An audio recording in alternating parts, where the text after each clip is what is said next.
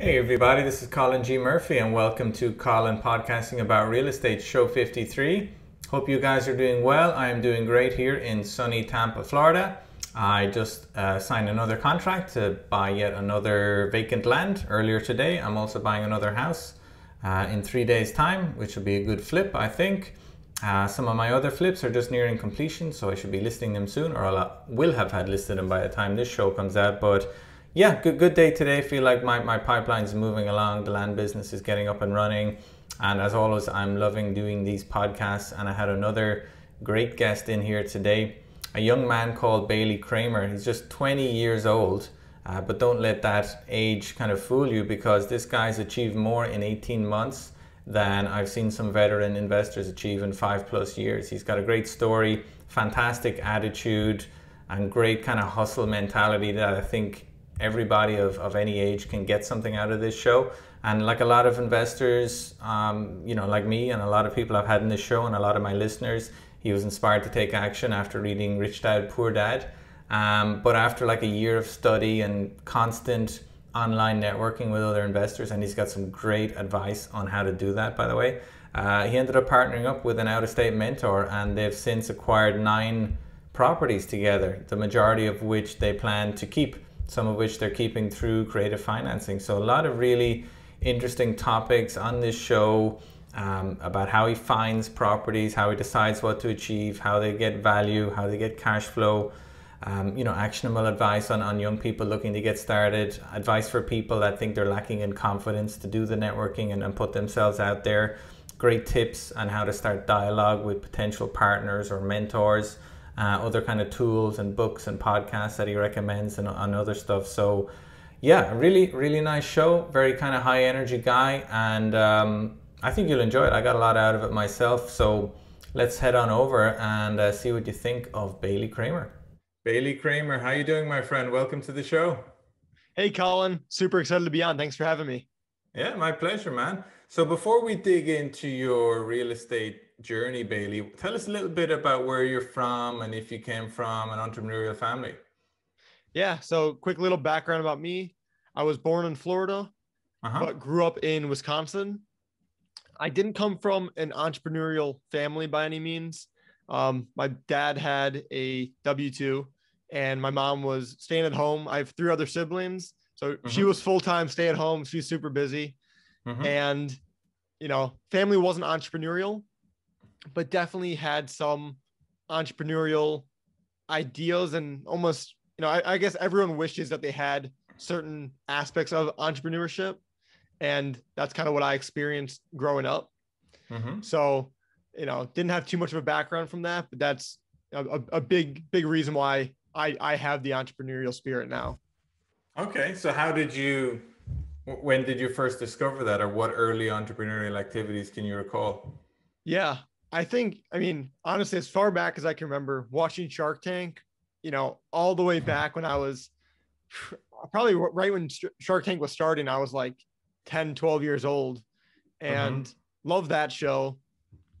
And something that got me inspired by entrepreneurship too was I pretty much saw, you know, my life, my lifestyle, my parents, kind of how life was going. And I Mm-hmm. liked a lot of things. I liked pretty much everything. Though one big piece that I wish I could change was the time factor. So like I said before, my dad had the W-2. So Mm. he was pretty stuck 9 to 5. He was a manager, so he had a little bit more flexibility. Yeah. But at the same time, if we're on vacation, our time was, we're going from this day to this day, no ands, ifs, or buts, Right. you know, stuff like that. So I realized that, I like the lifestyle we're living. I like, he is always there, but how can I just be there a little bit more and have more control of my time? So Yeah. that was kind of a theme from when I was, a kid to pretty much when I went to college. Okay. And so what was it that made you think, real estate would be a good avenue to give you that, time or financial freedom that your dad maybe didn't have? Yeah. So real estate is funny. I didn't know any single thing about real estate until I read the book Rich Dad Poor Dad. Mm-hmm. And it was funny because before then, I knew people had like rental properties, but I didn't understand it to my understanding now, especially apartment complexes, any types of buildings. I didn't even have a thought of who owned those. It wasn't until it was December 2019. I was, in my dorm room where I'm at now, and I picked up the book Rich Dad Poor Dad by just looking online for best personal finance books, and that one pops on every single list. Yeah. So decided to order it. It was only $5. I was like, this is insane. After I read it, I'm like, that book was so gold. How is that only $5? But it was a good deal. And after I read the book, I really liked all of the principles. I agreed with it. I thought it was super cool. And then after, I was like, all right, I'm going to look up who this author is, Robert Kiyosaki. And it shows his net worth and his real estate holdings and all these just big numbers and cool things that just got me more attracted to real estate. And I was like, whoa, this guy's clearly smart. He did some real estate thing. Let me go further. That's awesome. So just to remind our listeners, if they don't know, you're still very young, right? So you've been doing real estate for about 1.5 years, 2 years. And what are you now, 2021? Yeah, right now I'm 20. Or 20, so young. And so what action did you take then after being inspired by Rich Dad Poor Dad? And if anybody hasn't read it, I mean, go and buy it right now, because it is a game changer in terms of mindset. So what did it do to you? What did you do next? Yeah, so I read Rich Dad Poor Dad. First thing I did was I shoved it down my roommate's throats, my brother's throat, and I said, you have to read this book. But then after I did that, I was searching the web for real estate investing. I just wanted to understand what that even means, honestly. And I came by the site Bigger Pockets, which super popular site. Yeah. And for the next handful of months, I spent my time just listening to their podcasts before class, literally during class, after class, anytime I could. I was just consuming information. Then I went to some webinars. Then I started using the network forum. So I kind of was moving my way up in the Bigger Pockets tools that they had, got some of their books, and I was just in full on education mode. And the coolest thing was I was learning something new each time, because one episode, it was a fix and flipper. Next, it was a wholesaler. Then it was like a self-storage guy. And I didn't even know, like, these were really like the first times I was hearing about these types of things. So it would draw me down a rabbit hole of like, whoa, he's at self-storage. I would research that. Then someone would say mobile homes. I would research that. So I just was consuming as much information as I possibly can. That's cool. And I agree. I've been a Bigger Pockets pro member for goodness, I don't know, like whenever they started it about 10 years ago. And I don't use the site as often now as I should, but it is a fantastic resource for anybody, beginner, intermediate, advanced level, whatever level you're at. There's good info and networking in there. So how does a 19-year-old get started in real estate? Did you have an uncle that lent you 100 grand to get off to the races? No, I did not have an uncle who lent me 100 grand. So the biggest thing that kind of propelled me, and let me tell you, from the day that I started kind of listening to the podcast, it was about a year later till I actually got my first deal. So definitely not an overnight success story by any means. I don't think really anything's overnight, but just wanted to make that clear. Okay, so a year of like a serious kind of hours and hours of study and absorbing content every day. Yeah. So basically what happened in that year time from after I read, after I was consuming the Bigger Pockets information, I said, okay, I need to start networking with I just need to start networking. So I did that. I went super hard at networking on Bigger Pockets. That was my main source. I would just message people who had, either a keyword that I like multifamily or syndicator, or I'd even search it by where I live. So I did Wisconsin at the time. And I would just hop on phone calls with people, get to know them, hear their story, just kind of get inspired, learn from them. Fast forward a little bit, I ended up joining a mastermind group. And for those of you who don't know what it is, basically like-minded group of people who come together, share resources, help each other out, all kind of have a similar goal. So join one of those, focus on multifamily real estate. Cause Okay. I was super big on multifamily when I was like syndicator. I want to get 100 units. I was super, I was pulled into the multifamily world. Uh-huh.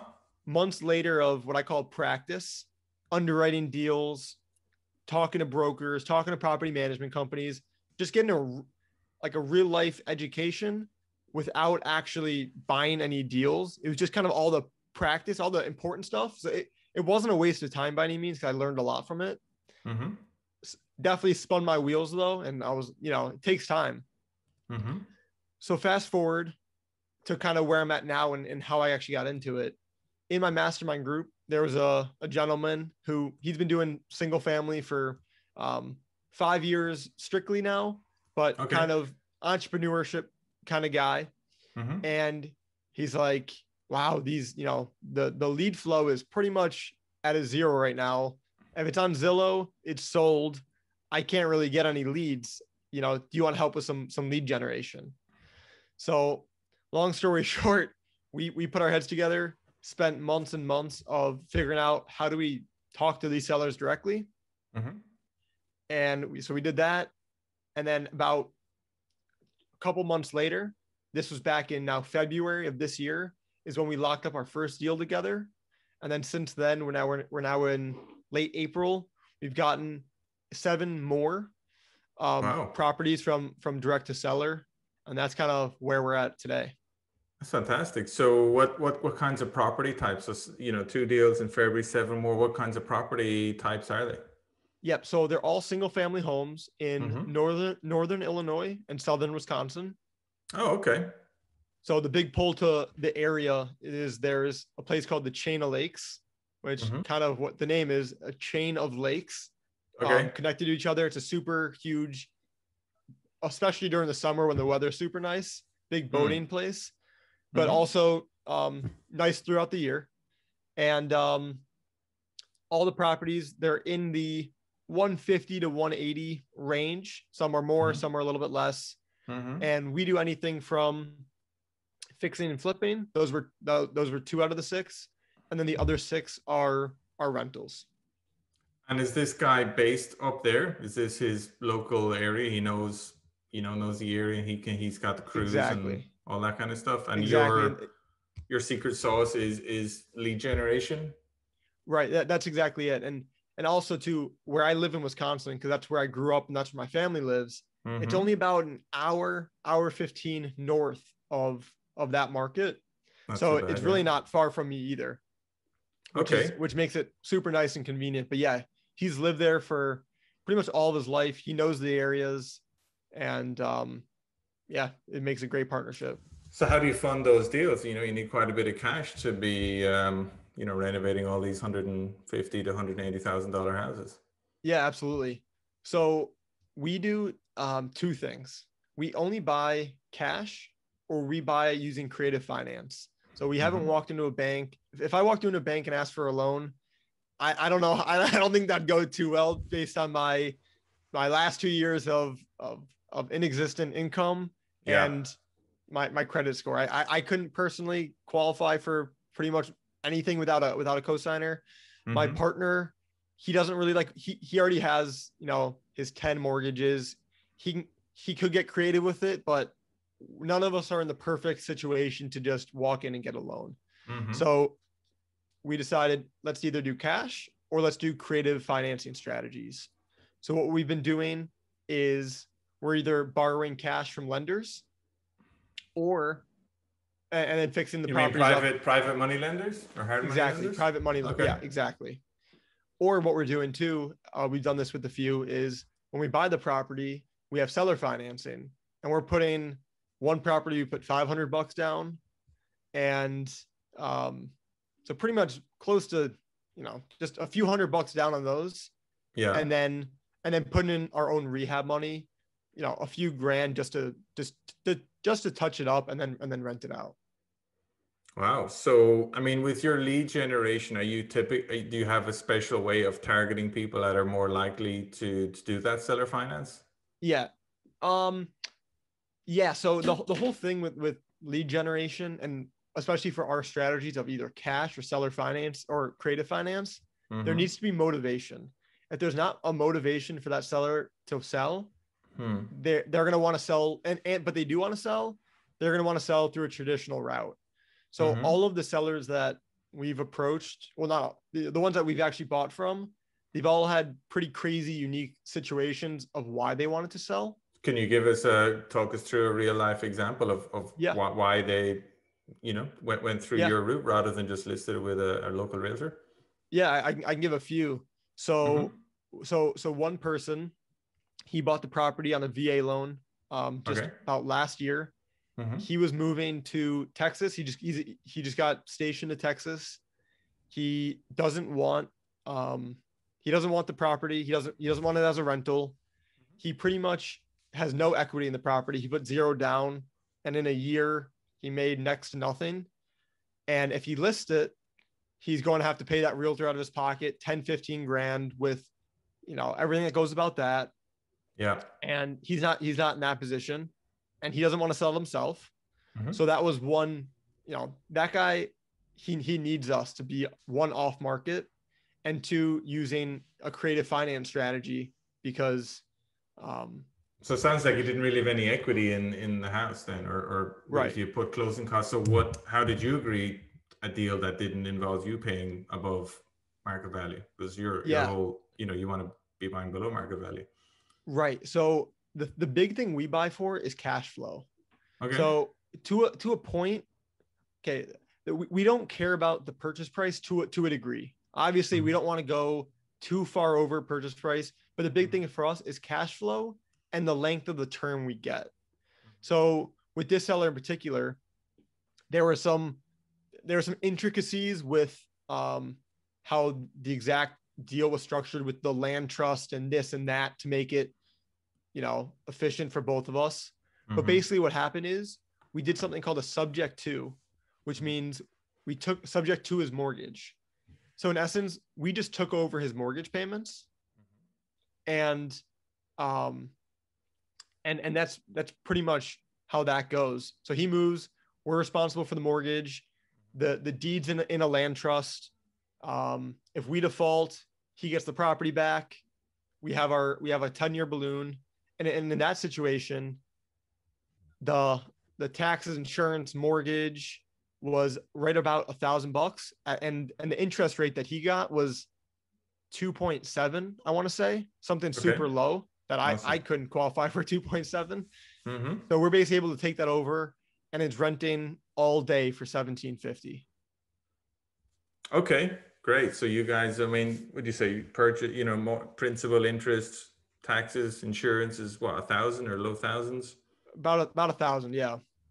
Awesome. So that's a nice tax flowing deal. And was it difficult to explain the subject to this guy? Did it take a while for him to understand that this wasn't some trick, that it was a real thing, that you guys were legit?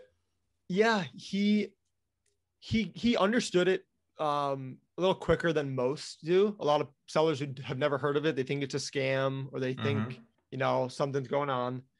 This guy, we definitely built rapport with him. My partner actually is the one, he's boots on the ground. So he actually meets with the seller in person. They've actually become friends, exchanging baby clothes and all that good stuff. So the rapport that was built was super huge. The other thing too is this seller, it was a win-win for both of us, because he had no choice but to sell it.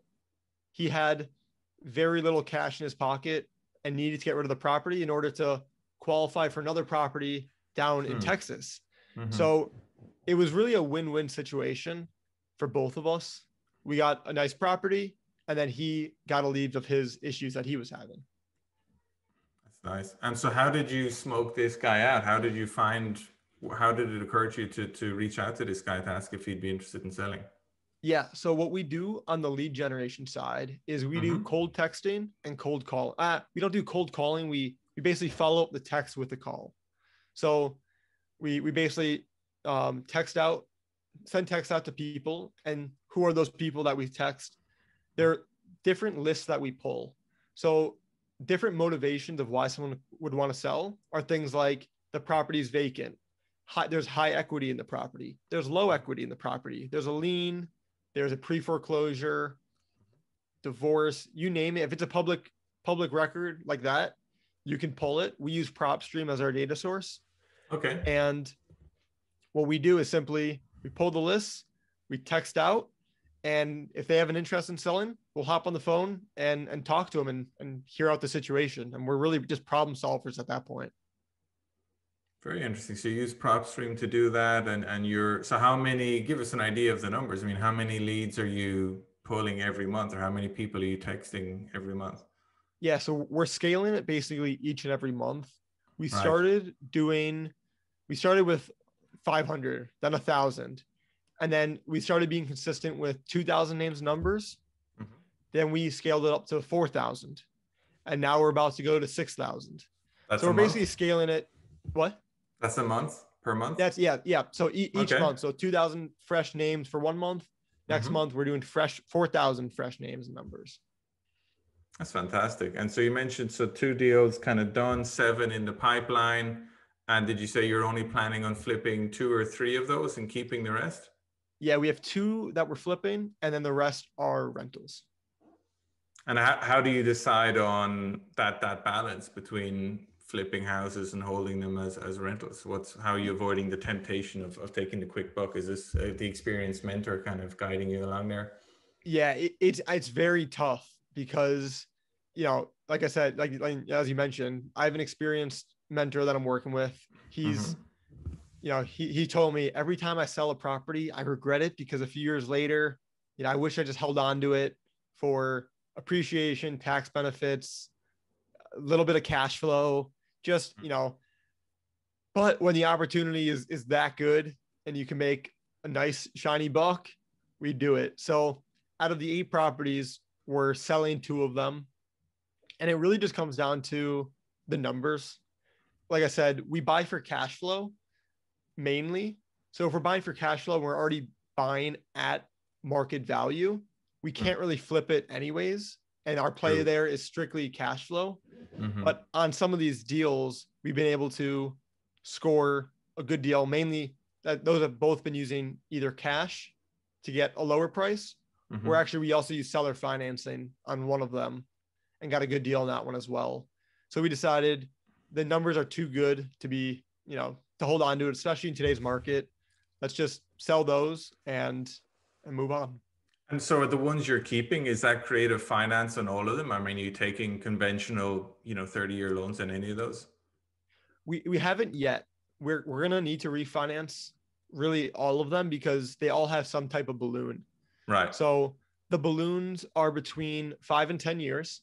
Okay. We like to keep them as long as possible. And these are balloons Obviously. with the current owners or hard money lenders, or is it a mixture? No, so the only balloons we really have is with the sellers themselves. Gotcha. And then the hard money lenders, the investors, those are strictly with the fix and flips where they're going to get their money back. We really have to sell it. Yeah, I understand you. And I'm just curious, you don't have to give me the details. I mean, is this like a 50-50 deal you got with your buddy? Or are you giving him a bit more on the initial deals because he's got more experience? Yeah, no, that's a great question. And I think a lot of people wondering that for just getting started too. So my partner and I are 50-50. So Awesome. He brings a lot of the experience, for sure. I bring a lot of the hustle. I think we definitely both, as any good partnership, I think goes, we both bring, our strengths to the table. Obviously with him having experience, that's huge because that's something I need. Yeah. And then I have some of the things that he needs. He has a family. I am still in school. I have time on my hands. I can be hitting the phones all day. So we have different strengths and weaknesses, which definitely helps. But as far as our partnership goes, yeah, we're 50-50. It's fantastic. And it sounds like you're scaling really well. I mean, what's your goal for the rest of the year? If you've already got whatever it is, 7, or 8 or 9 so far this year, and we're only in April. Yeah, we want to hit 50 units by the end of the year. No kidding. And I really think we're going to get there because what we realized too is, first you start with a few single family, just single owners. But then for one of the properties, We've got someone who sold us 2 properties. So it's really just a matter of at the end of the day, it's a numbers game. So we're going to keep pounding the direct to seller and, you know, keep on pace with that, doing 2 to 4 a month on that rate. Maybe get lucky in there. Someone will have a little small portfolio we can maybe buy. I also got my real estate license, which is going to be another avenue of lead gen, which is going to help us a little bit. And you got your license in Florida or up in Wisconsin? Up in Illinois. In Illinois. Okay. Okay. And how do you see that benefiting you for the business model you have? Yeah. So it helps for a few different reasons right now. And I've always been back and forth. Do I get my license? Do I not? Do I just let a real estate agent take it and just, the commission? It's not a big deal. Right now, we're at a place where we're growing, but we don't have a million units, a million things going on. And, right now that $5,000 to $10,000 commission means more now than I think it will in maybe a couple of years. And maybe, a couple of years I could say, it's not worth my time potentially. I could just let an agent take all of our properties, get the commission, no big deal. Maybe work out a good deal with them. Are you talking about the commission when you list the flips for sale? Is that what you're referring to? Yeah, gotcha. Exactly. Yeah, I can see how it makes sense for that. But yeah, and that's true. Yeah. I do that. I have a license as well here in Florida. I use it to sell properties I've renovated. I've even used it to help some friends as well, and that comes in handy too. So it doesn't. I wouldn't be recommend. I'm not a full-time realtor. I wouldn't want to do that as a full-time job, but it definitely helps as someone who buys and sells properties. I mean, for sure. That's very cool. I mean, I'm very impressed, Bailey. I got to tell you, I mean, I think a lot of our listeners, maybe even especially the younger ones, would be impressed that you had like the self-confidence as a 19, 20-year-old to get out there and start learning and find a mentor and negotiate a 50-50 deal with them. So where do you get that, where do you get that positivity from? Where did that self-belief come from, do you think? Yeah, I really think that's something I've had ever since I could honestly remember. I think one of the big pieces when I was younger was my parents, super supportive. I was also, I played sports. So I was back when I was in, the middle school days, I played competitive baseball. I was pretty good. So I built up my confidence definitely just from my results, in that type of thing. And then moving on, just kind of surrounding myself with the right people. Whether it started with just my parents, huge push, huge support, follow your dreams. They would, they're supportive of everything I do. And then now as I move into the real estate side where they don't really have they have no expertise in, they're still supportive of what I'm doing. But then I'm also surrounded by people, podcasts, my mentor, mastermind groups, all that good stuff that just being surrounded by the right people there as well kind of pushes to the next level. And now I'm to the point where, the mindset's something I have to definitely reinstate on a somewhat regular basis. But I'm at a point now where my confidence and my awareness of what's possible is already at such a high level that I think, even on those days where things get tough, it brings me down a little bit, but I know that I'm surrounded with the right people. I have the right support, and that I can do it.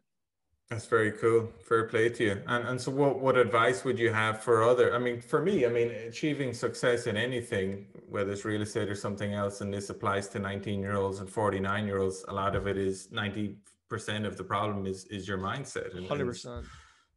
So what would you say to others that really want to achieve some success in real estate or something else, but seem to have this limiting belief or limiting beliefs that they can't seem to shake? What do you?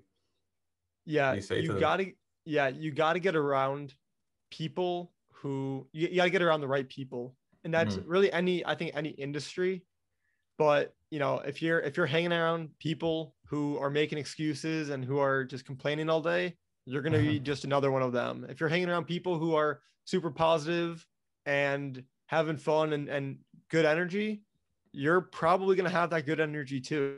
So I think it's really a matter of finding a group of people or a person. They could, everything's virtual now. You could literally, one of my first mentors that pushed me along, he was in Texas. I was in Wisconsin, and we would talk once a week. Mm-hmm. And by just having one guy similar to my age, few years older, just a few steps ahead of me, that was a huge push, huge self-confidence boost, huge mindset boost. So you just got to find somebody or a group of people who are either in your position a little bit ahead, and just have that mindset, that lifestyle, whatever you want. You got to find someone who has it and hang around them. I got you. And so before you do that, did you spend a lot of time thinking about what kind of person you wanted to be, where you wanted to be in 3 years, 5 years? Because, if you don't do that, how do you know what kinds of people to emulate, right?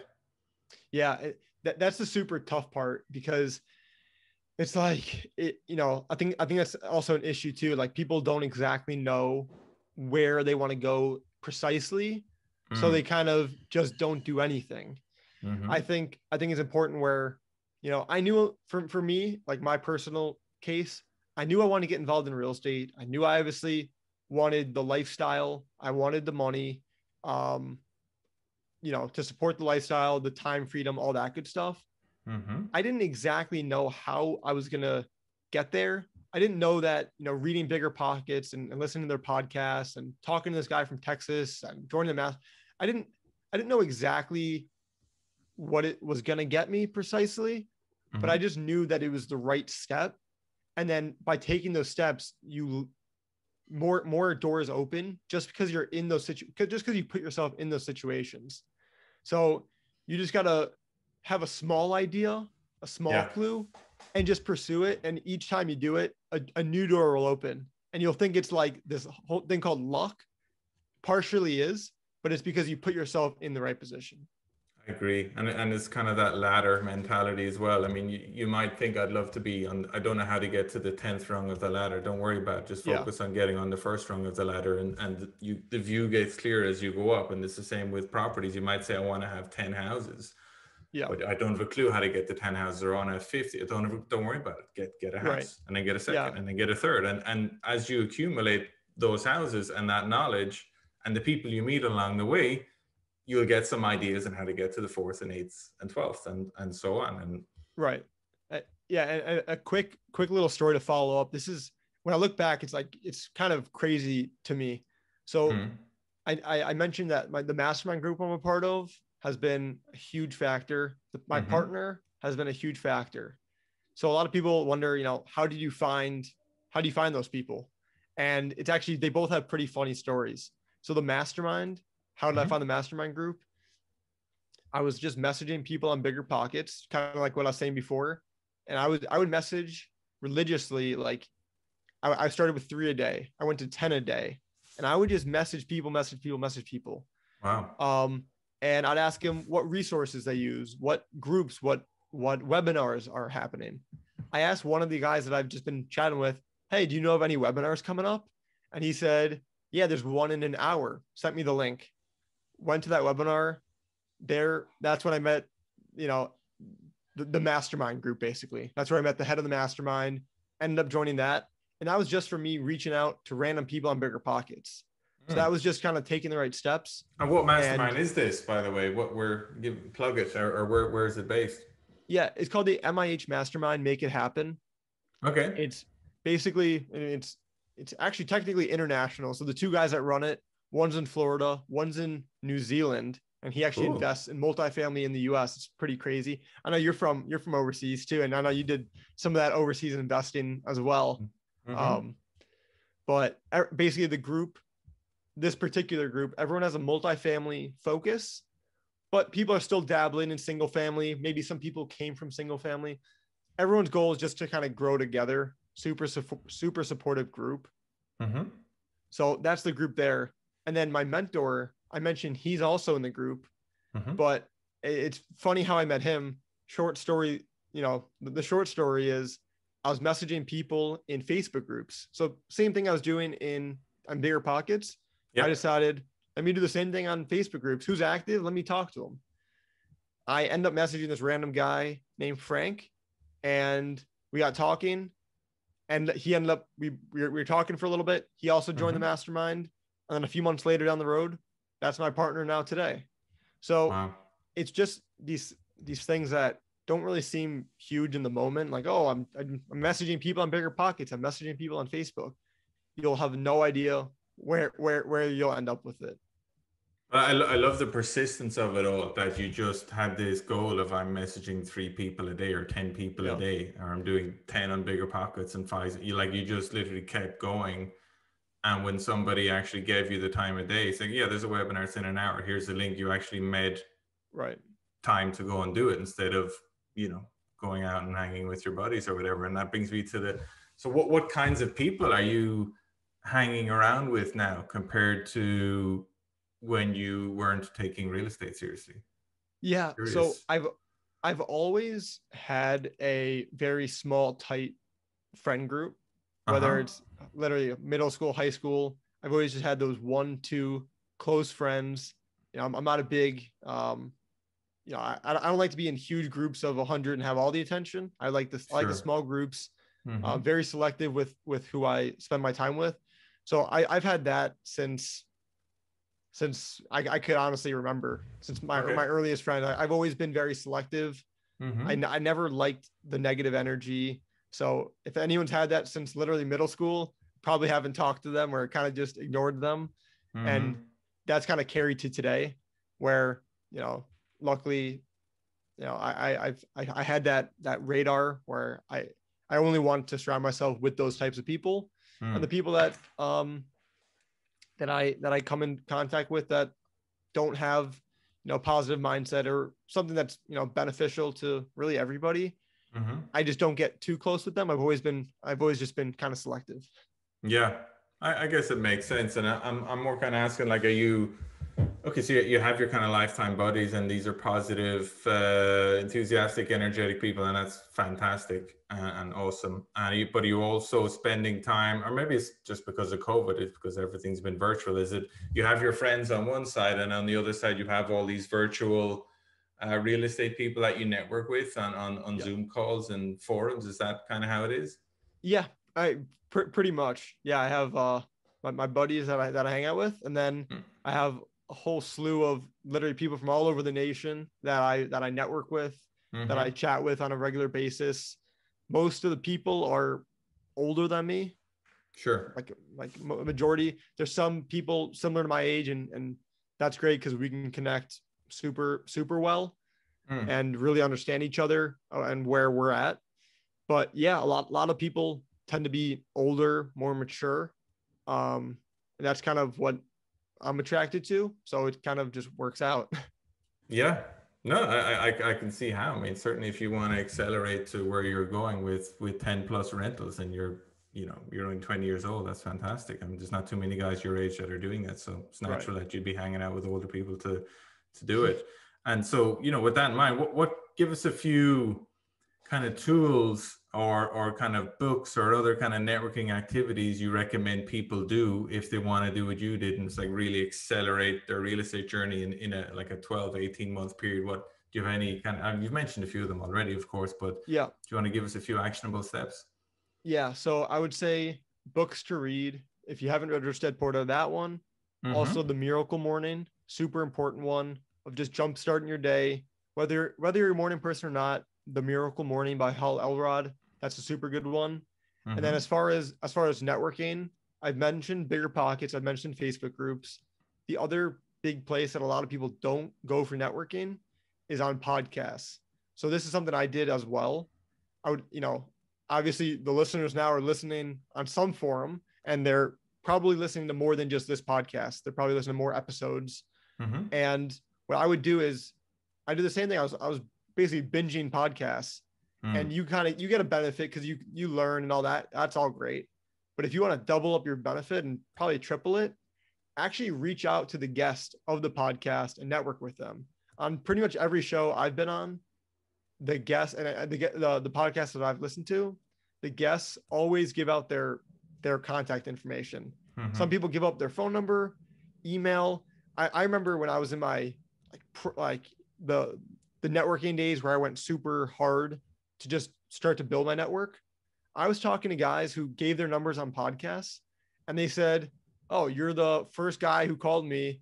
That podcast was only it was it was a few months ago. No one's called me from it."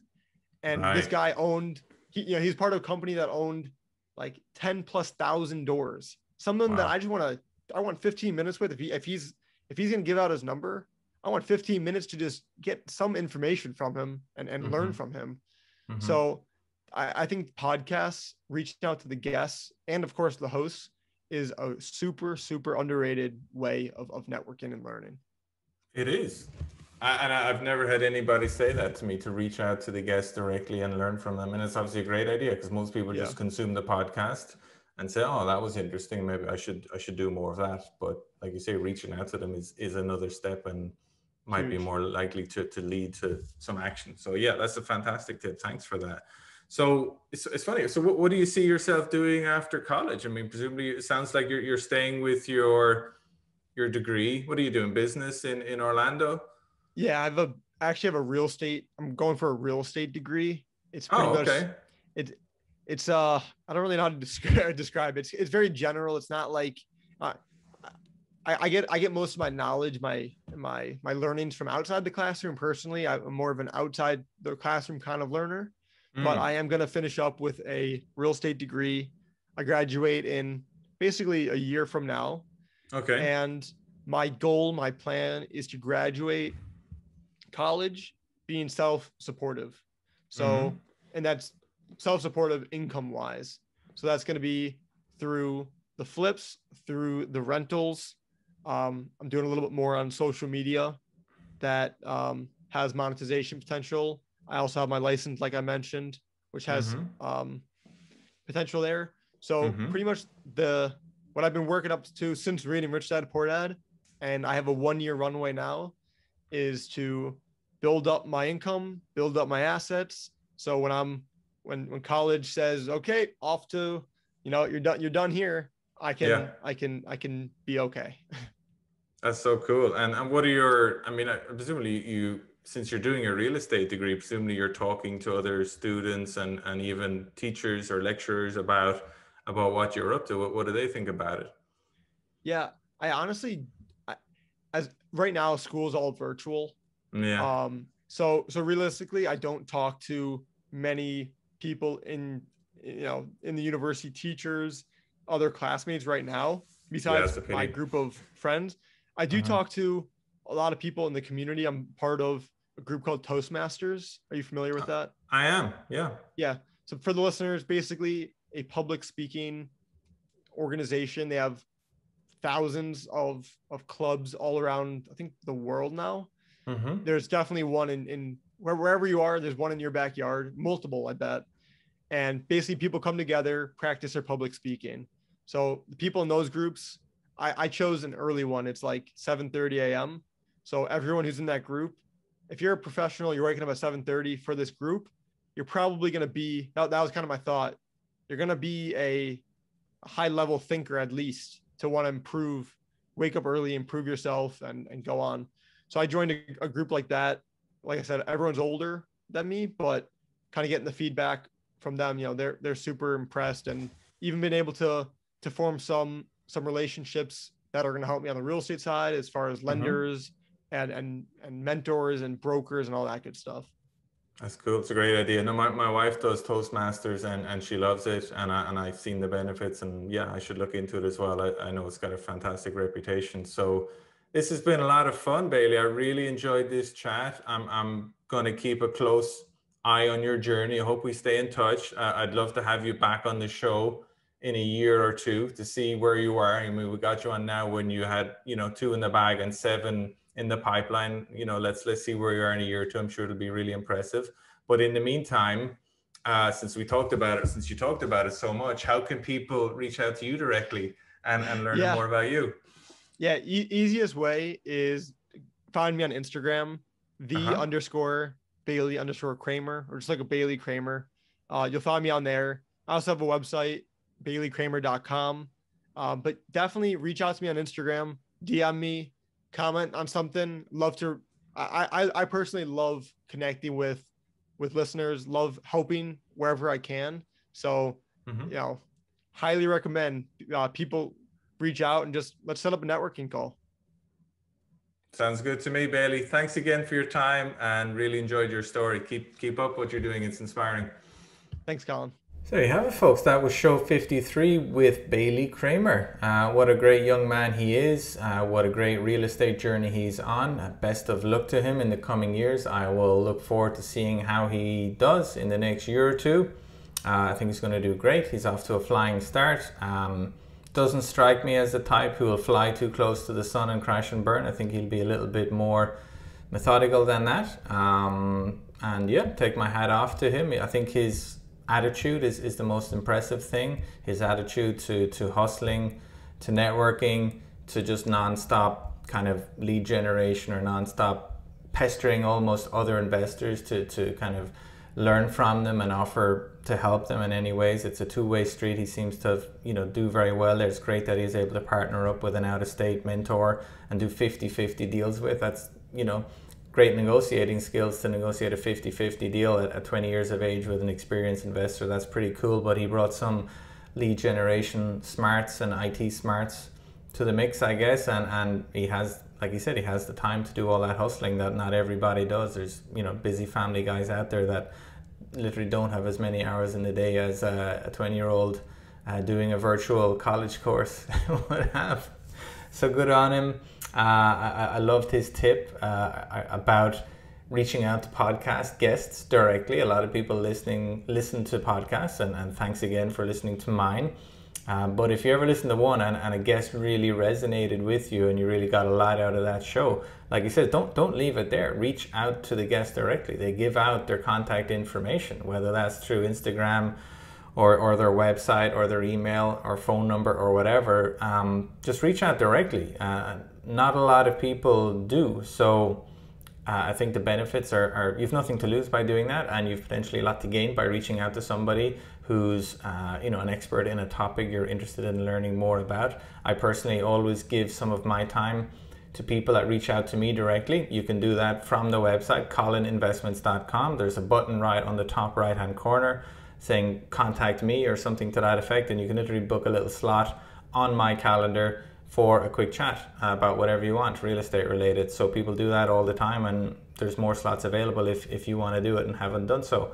And so if that's one actionable tip, it's do that. Reach out to 2 or 3 people in the next week that you might not normally have done. Reach out to them with some questions, reach out to them for some advice, and just figure out those goals, guys. Figure out where you want to be and what you want to do, and then the resources to get it are out there. Once you figure out your goals and you have the kind of determination to do it, the rest pretty much falls into place with a bit of time and effort and just a little bit of luck. It's all there for the taking. So yeah, that's it for me. Don't forget to give this show a like or a review if you're enjoying it. Check out my website as always for some interesting content. I've put a new report up there recently. There's lots of videos as always. You can reach out to me directly by email. Get on my subscription list if you haven't done so yet. You'll also see a prompt to do that on the website.